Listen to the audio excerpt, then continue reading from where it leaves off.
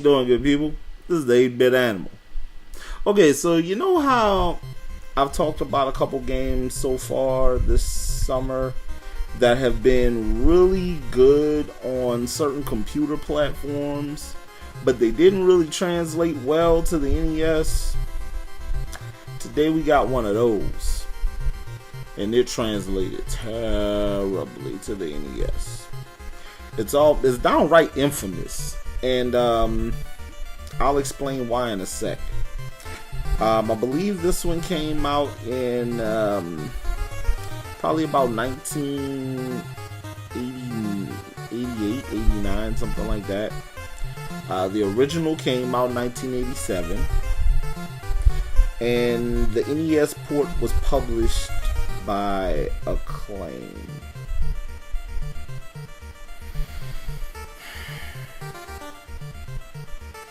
Let that sink in.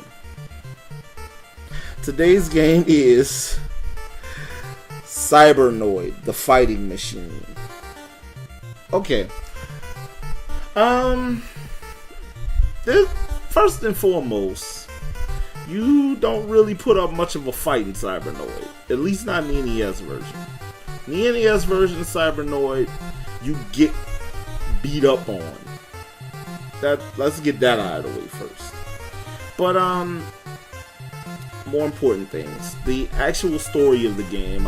Space pirates have raided trade outposts and supply outposts, and it's up to your ship, Cybernoid, to go into these pirate strongholds and reclaim these supplies.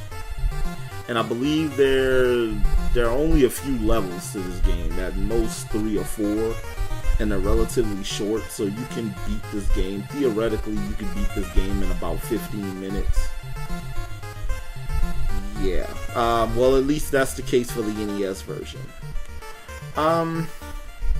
Now, there are a few things that are really problematic about this game.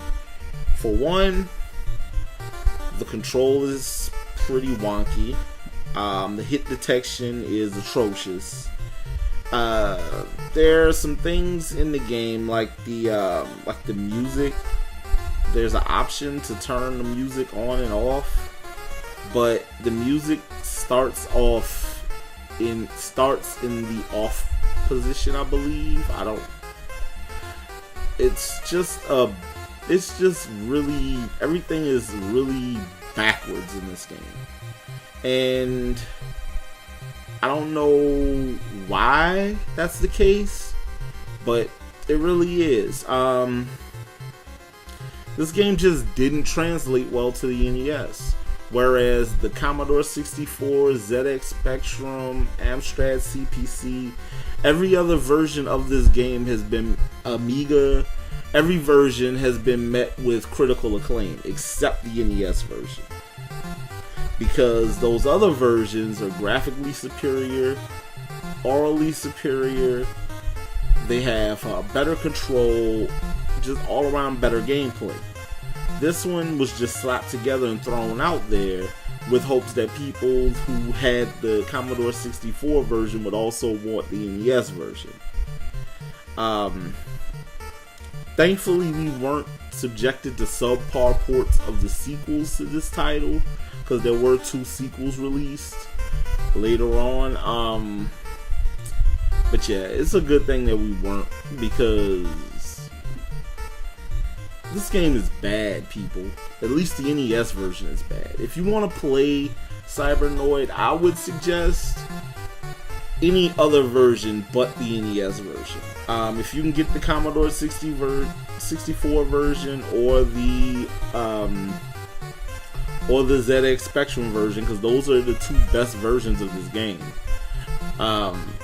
as far as gameplay and sound and every other reasonable aspect, you should definitely get those.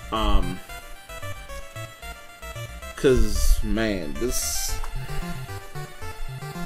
to say it's only 3 or 4 levels, it's so much suck piled into those 3 or 4 levels. It's actually impressive how bad it is. if you insist on getting the NES version of Cybernoid, if you pay more than $2 for it, you've been robbed. I'm gonna just put that out there real plain and simple, because this game isn't worth more than $2. It's definitely not. It's, again, get the Commodore 64 or ZX Spectrum or Amiga, Amstrad CPC, or Atari ST, any other version of this game but the NES version. You'll have a much better time with it.